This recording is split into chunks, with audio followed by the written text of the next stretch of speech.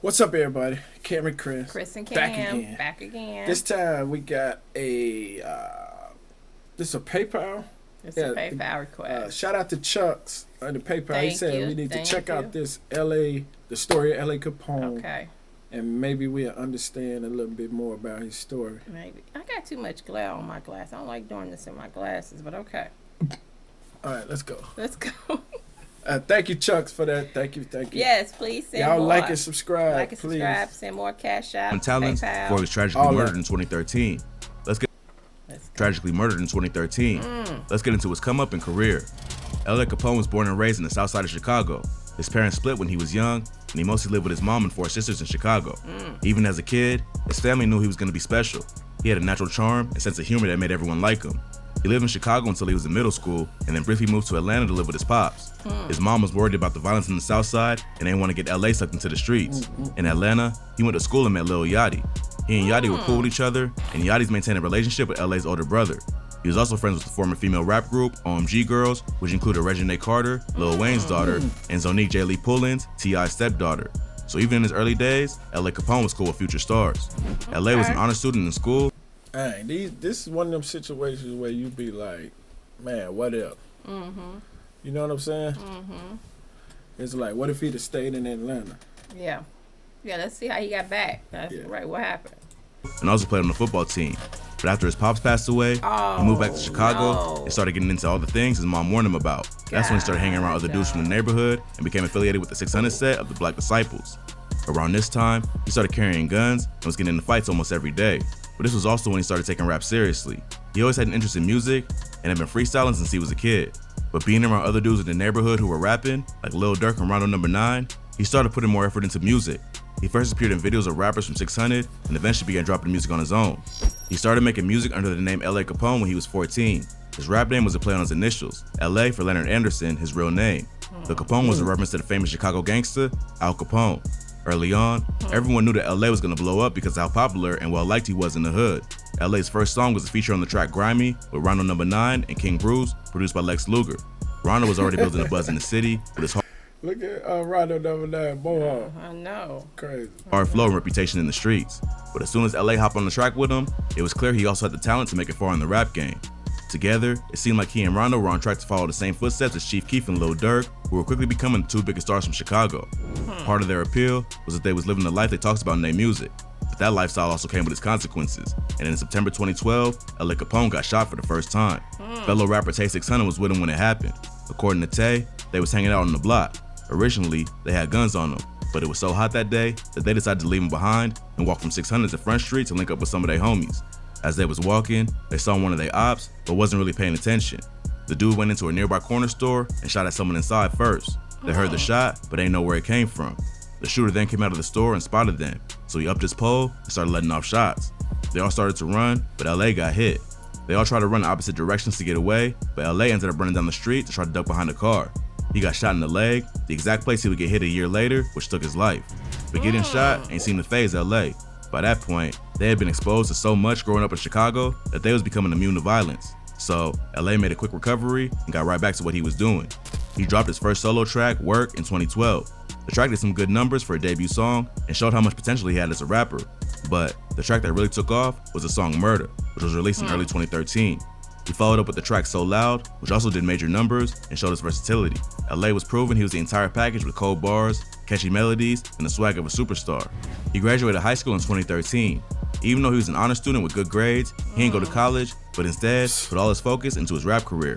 In July 2013, he appeared on several tracks on Rondo No. 9's mixtape, Steve Drive, including Shooters, 600, Grindin', and Play for Keeps. Many of these songs eventually became drill classics. LA and Rondo went on to release a video for Play for Keeps later that month, which racked up millions of views and started to gain him exposure outside of Chicago. LA was on his way to becoming a major name and was getting looks from superstars like T.I., French Montana, and Waka Flocka. But he ain't even have an official project yet. So, following the success of Play for Keeps, he decided to lock in and start working on his debut mixtape. He booked time at the studio so he could work on the project. But before he had a chance to release the project, LA was tragically killed after leaving the studio. Around 6:30 p.m. on September 26, 2013, LA left a studio on the 7,000 block of South Stony Island Avenue.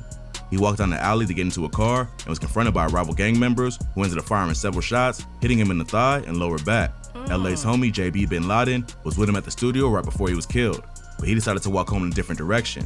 As he was walking away, he spotted an op trying to creep up on LA and try to warn him, but it was already too late.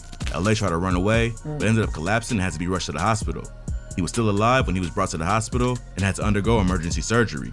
Unfortunately, he lost too much blood and ended up dying later that night. L'A Capone's death was a major loss for 600.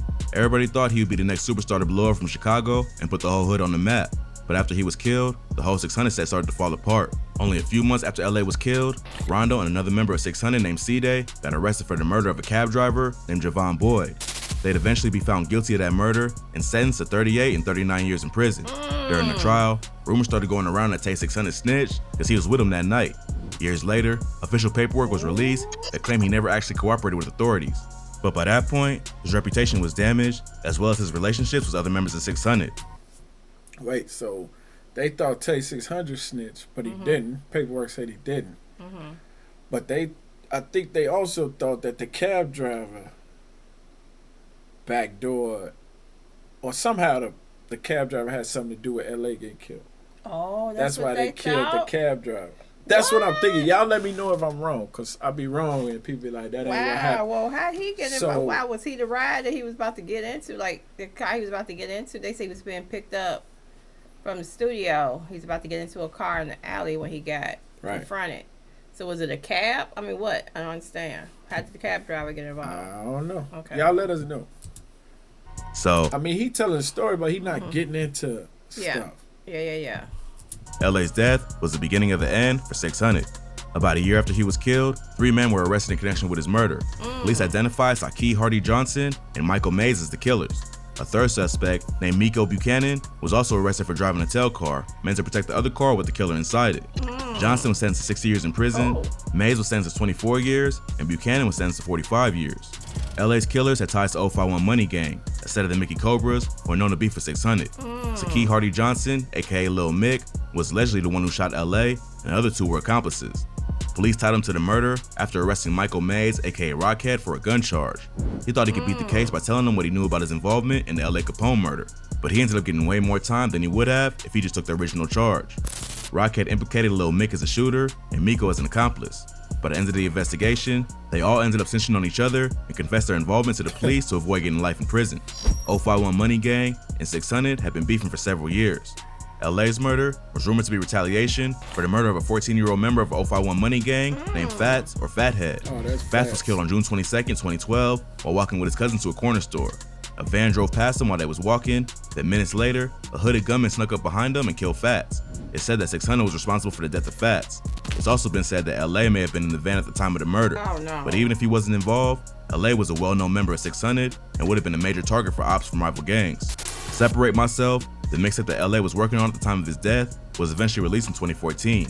It was a compilation of old and unreleased tracks and featured appearances from Rondo, S. Dot, Lil Chief Dinero, and Lil Durk.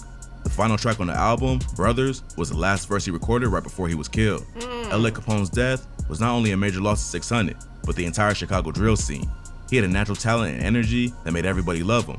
He'd probably be a superstar today if he hadn't been killed at such a young age, or at least could have made it out the hood and helped his family. But unfortunately, the gang life caught up to him, and he wasn't able to live up to his full potential. But other members of 600 and OTF have continued to carry on his legacy, and his name will live on through his music and the people he inspired. Wow.